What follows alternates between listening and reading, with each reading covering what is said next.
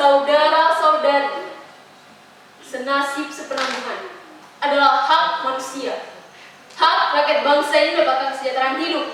Juga kita, kaum buruh. Bertahun-tahun kita mengeras keringat, melakukan kewajiban kita sebagai pekerja di pabrik ini. Tapi apa yang kita dapat? Upah yang tak layak, eksploitasi tebagan jam kerja, tak ada jaminan kesehatan dan keselamatan kerja.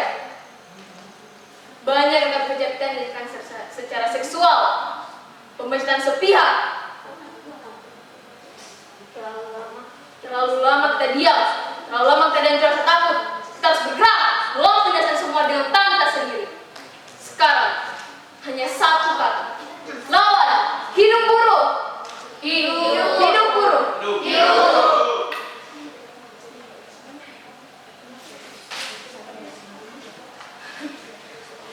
Begitu semangatnya kopi.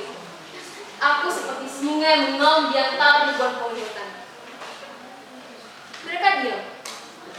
Entah karena eksplorasiku, atau karena teman itu keluar dari mulut perempuan yang selama ini terkesan pendiam. Aku tak peduli. Yang pasti, aku hanya menyiarkan apa yang dirasakan selama di pabrik itu. Mereka pun bertepuk tangan eksplorasiku. 5 menit. Ya, 5 menit. Seperti penghargaan penonton atas sebuah pertunjukan teater yang memuaskan. Yang aku berikan, mereka sambut, membuat gema yang ringnya melakukan dari mobil di jalan raya.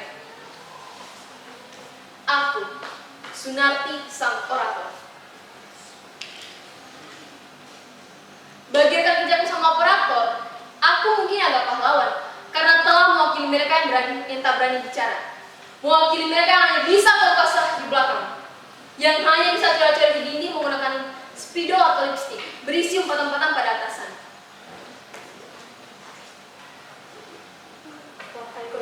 Wahai manajer tampan, pergilah ke neraka.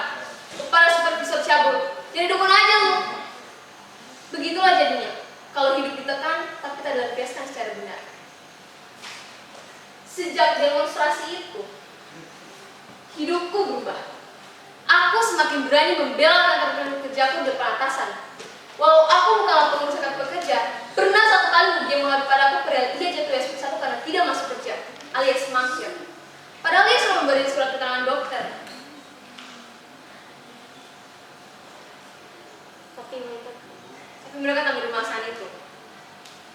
Bahkan dia dituduh menstruasinya adalah keadaan dia untuk tidak masuk kerja. Jelas aku marah, tinggalkan pekerjaanku atas pelapor supervisor dan itu. Apa betul? Ibu menyesuaikan? Atas dasar apa? Bukan kayak suami akan surat keterangan dokter.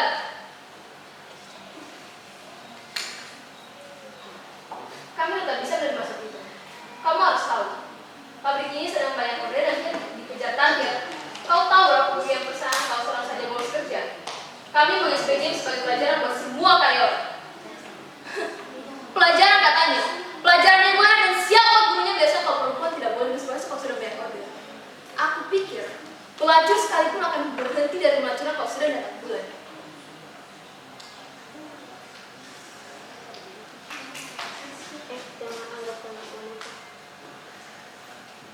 Enggak kini yang dapat hidup ini. Kau berani minta alasanmu. Jangan anggap anak wanita lantas mendapatkan perlakuan seperti itu akan menangis. Menangis, sebuah kata yang sudah kuhapus dari kamus besar hidupku. Tamparan perang tua itu setelah minyak tanah yang disemburkan dan memperbesar api dalam dadaku. Tampar dia, jabat rambutnya dan kujerotkan jidatnya di meja kerjanya. Itu balasan buatku perang tua. Setelah kejadian itu, aku di PHK. Aku sama sekali tidak menyesal atas kejadian itu. Lantas bagaimana dengan suamimu? Kenapa bertanya tentang suamiku? Ia baik-baik saja.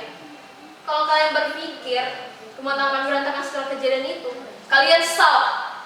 Justru yang mendorong keberanianku adalah suamiku, Mas Nari.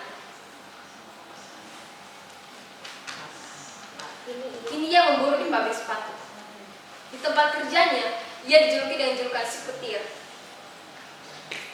Mas Natio tidak pernah mau jadi pengurus serikat pekerja, karena baginya serikat pekerja sudah bukan lagi DPR-nya para buruh, melainkan jadi organisasi menjilat bokong atasan agar mudah dapat jabatan.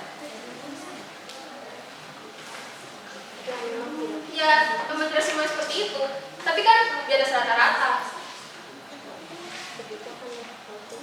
Kebijakan yang diambil untuk memperbaiki hidup buruh dikorbankan untuk keuntungan pribadi. Lah, kenapa membahas suamimu? Lah iya, kenapa bicara soal suamiku? Ya wes, lanjut ke yo.